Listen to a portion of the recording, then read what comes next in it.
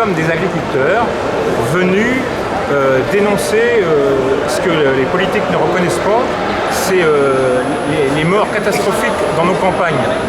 Le directeur de la mutualité sociale agricole, pour 2016, a reconnu que les agriculteurs, le nombre des agriculteurs se sont suicidés 3 fois plus. On arrive à 732 suicides l'an dernier, hommes et femmes. C'est une catastrophe humaine. Donc, on est venu au salon parce qu'on ne voulait pas que le salon se termine sans avoir rendu hommage à tous nos collègues, tous nos frères paysans qui ont craqué. Et on voulait dire toute notre compassion à leurs familles, parce que tous ces gens, ces femmes et ces hommes qui sont morts, étaient de notre famille, ce sont tous des paysans. Et on voulait ici, en ce lieu, qui est le salon de l'agriculture, on voulait leur rendre hommage ici, parce que personne n'en parle, et nous, on voulait en parler. Les hommes politiques ne s'inquiètent pas beaucoup de l'agriculteur. Ils n'ont qu'à passer par la case mutualité sociale agricole, et on verra les nombres. Malheureusement, dans ce nombre, il n'y a pas tous les agriculteurs ne sont pas compris, parce que malheureusement, il y a des suicides qui sont maquillés en accident. Vous comprenez, pour l'esprit financier. Alors nous, on n'est pas agents du fisc. Ce qu'on sait, c'est qu'on nous demande de travailler des heures et des heures pour être soi-disant compétitif. Aujourd'hui, compétitif, ça veut dire quoi? Vendre moins cher que les autres. Le problème, c'est qu'on a des normes françaises, mais je ne vais pas attaquer toute la filière. On a besoin de toute la filière. Mais on aimerait, on n'a pas choisi ce métier pour devenir riche. Quand on s'enterre, on n'emmène pas son argent. Par contre, à l'âge qu'on a, on aimerait pouvoir honorer nos factures en temps et en heure. Et le problème aujourd'hui, c'est que l'Europe a voulu une agriculture verte. Le gouvernement actuel appuie cette idée. Le problème, c'est qu'on a des aides qui sont bloquées depuis 2015. Et dans certaines exploitations, ça fait un montant de 45 000 €.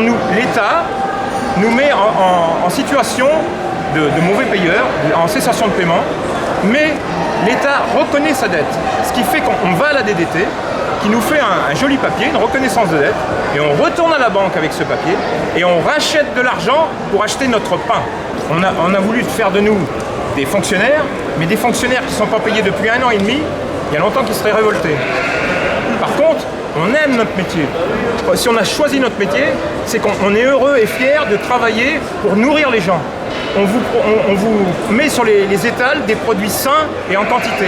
Et j'ai bien peur que dans cette situation, parce que là on parle des suicides, on ne parle pas des cessations d'activité, on ne parle pas des faillites, et tout ça, ça va arriver avec un effet domino impressionnant. Et demain, j'ai peur que la France n'ait plus son autonomie alimentaire. Et je pense qu'un chef d'État, son premier devoir, comme un père de famille, doit surveiller l'alimentation de sa famille. Un chef d'État doit conserver l'autonomie alimentaire pour tous ses concitoyens. Et j'ai peur qu'on perde ça.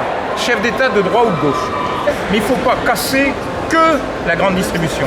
Il faut regarder toute la chaîne. Et nous, on n'a pas peur, parce que même si on est le plus humble des paysans, on a une comptabilité.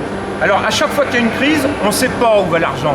Alors moi, ce que je demande, c'est qu'on mette toute la filière autour d'une table, mais cette fois-ci à ma façon, avec un gamin de 12 ans et une calculette. Et je vous promets qu'en une demi-heure, le gamin de 12 ans avec une calculette, il vous dira lequel a fait un coefficient 3 et lequel ne peut plus honorer ses factures. Des syndicats qui veulent tout défendre, un syndicat c'est pour défendre une profession.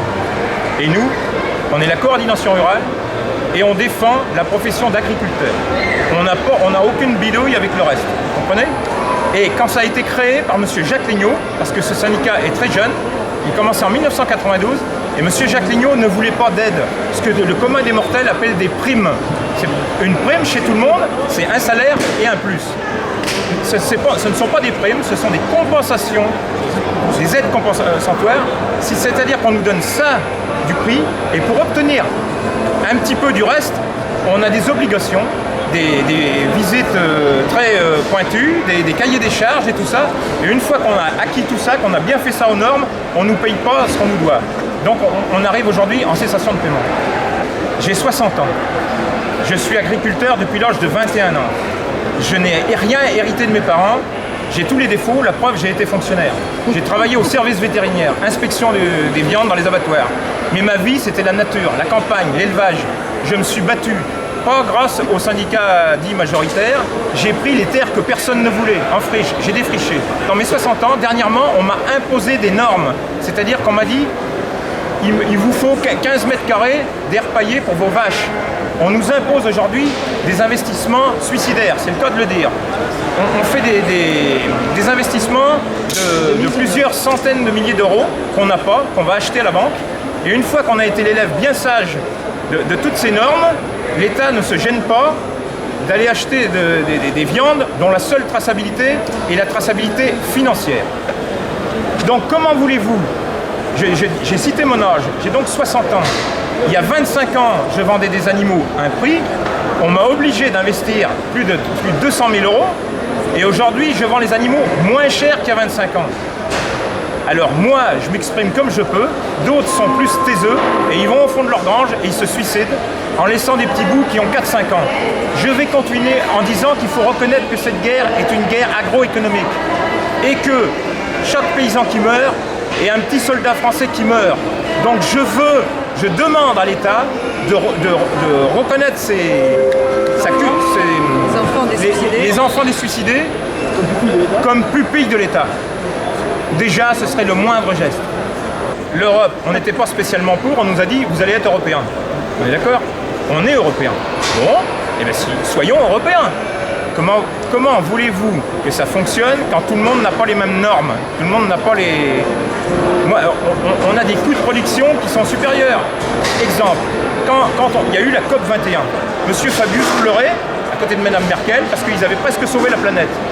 En attendant, il y avait des camions de pays extrêmes qui ramenaient des porcs dans des coopératives bretonnes pour les tuer parce qu'ils coûtaient moins cher, alors que la même coopérative refusait des porcs qui étaient à 5 km d'elle. Toujours est-il que si on veut arrêter de faire la COP 21, nos élus devraient faire un exemple. Et nos employés, on ne les paye pas 3 € de l'heure. Madame Merkel emploie du monde à 3 € de l'heure et il n'y a pas de souci. Ben nous, on a des conditions des lois du travail en France, on ne paye pas les ouvriers 3 € de l'heure. Comment voulez-vous être compétitif? Parce que c'est le mot compétitif. C'est travailler avec plus de charges, plus de bureaucratie. Notre DDT est même dépassé dans le sens où ils ne comprennent pas tout ce qu'on leur envoie et on les comprend. Et au bout du compte, il faut qu'on vende moins cher ce qui nous coûte plus cher. Il n'y a aucune entreprise qui peut survivre en vendant moins cher ce qui lui coûte plus. On est bien d'accord. Donc, cette politique agricole pousse les gens dans le couloir de la mort. Et on arrive à 732 suicides l'an dernier, en 2016. On ne peut pas imposer une agriculture. Il y a la possibilité pour toutes les agricultures. Par contre, oui, il faut que si on croit de moins en moins dans nos hommes politiques, on croit de plus en plus dans nos concitoyens. Et c'est les achats des civils, des concitoyens, qui feront si on reste ou si on disparaît. Mais il faut aussi que le consommateur arrête de demande des fraises à Noël. Il faut qu'il mange des fruits de saison. De temps en temps, il se fait plaisir. Je ne veux pas dire qu'il n'est pas le droit de manger de bananes, mais voilà. Le gros, il faut être un consommateur citoyen. Bon. Personnellement, j'ai fait des écrits à plusieurs couleurs politiques, en criant que les paysans, la France agricole agonisait. Je n'ai jamais eu de réponse. Il n'y a que les médias qui font, excusez-moi, j'ai l'impression de passer dans Terre Inconnue, comment on dit, rendez-vous en Terre Inconnue, où vous venez vous faites un boulot d'ethnologue en disant tiens, on va interviewer les derniers des paysans. Et on doit être la tribu des paysans survivants. Mais on n'est pas venu pour déranger les gens, on n'a pas été invité, on va pas s'imposer. On a fait le tour un peu, l'Europe, le machin, on a discuté, c'est pas moi, c'est l'autre, c'est machin, c'est la patate chaude, et nous on revient toujours ruiné. On sait qu'on est rentré dans un système qui nous a ruinés, c'est tout. Vous pouvez bien penser que le paysan qu'on annonce super subventionné, S'il était heureux, il n'y aurait pas 732 suicides. Parce que là, on parle des suicides, on ne parle pas des couples divorcés, on ne parle pas de toute la catastrophe. Les mecs qui sont tombés dans l'alcool, les femmes qui sont tombées dans les anxiolytiques. Il y a toutes sortes de cas. Les pères et les grands-pères, les enfants qui se disputent parce qu'ils ne comprennent pas. La génération d'avant a gagné de l'argent et l'autre, il est en train de dilapider le patrimoine familial. C'est invivable. Je n'ai pas de repreneur. D'accord ? J'ai une exploitation, je n'ai pas de repreneur. Ce qui peut toucher le plus un paysan, c'est de passer sa vie sans avoir la passation. Mais aujourd'hui, je me dis, en tant que paysan, j'aimerais faire cette passation. Le travail de ma vie aura été transmis. Mais en tant que père, ai-je le droit d'envoyer mon fils ou ma fille pour un divorce, pour une faillite, ou pire, pour un suicide? On ne demande pas à être riche. On demande à payer nos dettes. On demande à payer nos dettes. Et aujourd'hui, le système fait... D'abord, l'État nous met hors la loi. Parce qu'on vend moins cher. Et ça, c'est une loi française qui interdit de vendre à perte. Exactement. Mais le système nous met hors la loi, déjà. Quand il n'y a pas 3 palettes de mise à la benne, quand il y a 2 feuilles de sèche. C'est facile de gaspiller l'argent des autres. Moi, tout de suite, et je me nourris pas de paroles. On pourra survivre que grâce à des actes. Et avant d'attendre les actes des politiques, on est dépendant des actes citoyens. De tous les temps, les paysans ont connu des aléas climatiques, ils ont survécu. Ils ont survécu au dorifort, ils ont survécu au phylloxéra, ils ont survécu à beaucoup de choses. C'était des aléas climatiques. Aujourd'hui, on est condamné par des tsunamis politiques. Exactement. Parce que quand mon État va couler un bateau avec un pétard mouillé, le Rainbow Warrior, c'est tous mes collègues moutonniers qui ont été condamnés. Oui. Et aujourd'hui encore, des années après, on est envahi de moutons néo-zélandais pour payer les conneries, un acte politique. Mais toujours dans la même décision politique. Il y a quelques mois, on a refusé de livrer des bateaux aux Russes. Oui. On est d'accord ? Attendez, en tant que citoyen, paysan, je peux être d'accord avec mon État. Dire les Russes sont en train de bouffer les Polonais, machin, tout ça, je ne suis pas d'accord, on ne vend pas les bateaux. Je peux être d'accord. L'État a pris cette décision, mais qui a payé la facture? C'est-à-dire que par une décision politique, on est dans un peuple qui compte 66 millions d'habitants et 300 000 personnes ont payé la facture. Excusez-moi. Est-ce qu'il y a eu une incidence sur le taxi marseillais? Dans la nuit même, tout ce qui était exportation à la Russie, la viande et les machins, c'est le paysan qui a payé. C'est-à-dire que les paysans aujourd'hui, on reste 400 000 plus ou moins. Dans les 400 000, vous avez le champenois et les ostréiculteurs. Donc il reste à peu près 300 000 à faire de la viande et des céréales. Donc on a fait payer cash la facture à 300 000 citoyens.